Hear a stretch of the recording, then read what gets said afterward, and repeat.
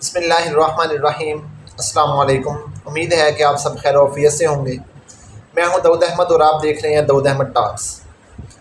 آج کل جس بندے کو دیکھ لو اس کے منہ میں گالی، کوئی کسی کو ماں بہن کی گالی دے رہا ہے، کوئی کسی کو کیا گالی دے رہا ہے، ننگی گالیاں، جانوروں کی گالیاں، تو فلانے کا بچہ، تو ایسا، تو ویسا، تو نے یہ کر دیا۔ بھائی یہ گالی دینا اتنا آسان کیوں ہے؟ کیوں ہم ایسے مزاج کے لوگ بن چکے ہیں کہ ہر بات پر ہم لوگ گالی دیتے ہیں؟ ہمارے محبوب صلی اللہ علیہ وآلہ وسلم کی حدیث کا مفہوم ہے کہ مسلمان کو گالی دینا گناہ ہے، مسلمان کو گالی دینا گناہ ہے، اور ہم لوگ مسلمانوں کو ہی گالیاں دیتے ہیں، اپنوں کو، پراؤں کو، سیاستدانوں کو۔ اگر کسی پر ہماری بات نہیں جم رہی، یعنی کہ ہماری وہ بات نہیں مان رہا، اس کو بھی گالی۔ اگر ہم کسی کا کچھ اکھاڑ نہیں سکتے، کسی کو کچھ کہہ نہیں سکتے، کسی سے بدلہ لے نہیں سکتے، کسی سے لڑ نہیں سکتے، اس کو بھی گالیاں۔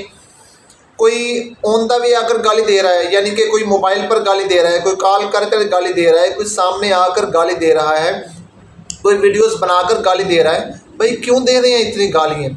گالیاں دینے سے ہمیں کیا ملتا ہے؟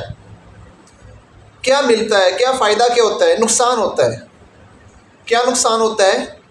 نقصان یہ ہوتا ہے کہ ایک تو ہمارے نامہ اعمال کے اندر گناہ لکھے جا رہے ہیں، ٹھیک ہے۔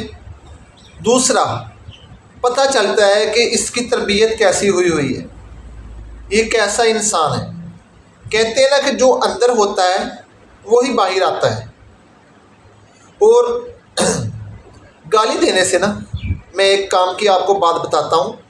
جو انسان گالیاں دیتا ہے نا، اس کی زبان پر محمد رسول اللہ صلی اللہ علیہ وآلہ وسلم کا نام نہیں آتا ہے۔ آپ غور کر کر دیکھیں، جو بندہ بہت زیادہ گالیاں دیتا ہے نا، وہ درود شریف نہیں پڑھتا ہے، اسے درود شریف پڑھنے کی توفیق ہی نہیں ہوتی۔ کیا وجہ ہے؟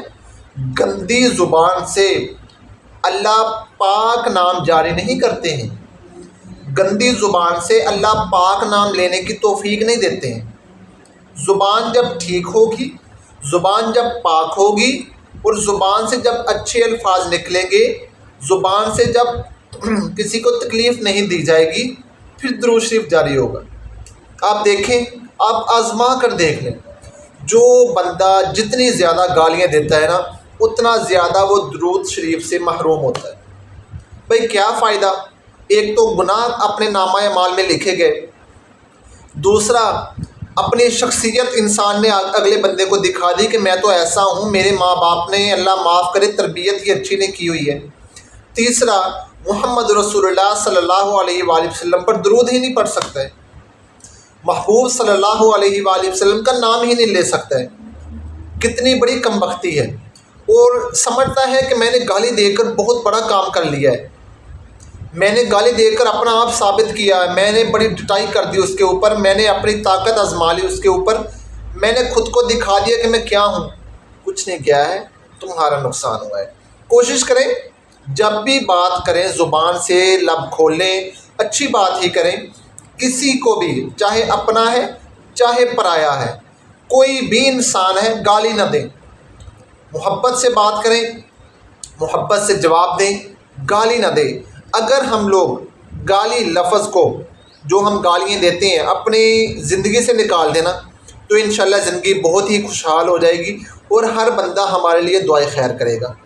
امید ہے کہ اس ویڈیو میں آپ کو کچھ نہ کچھ سیکھنے کو ضرور ملا ہوگا۔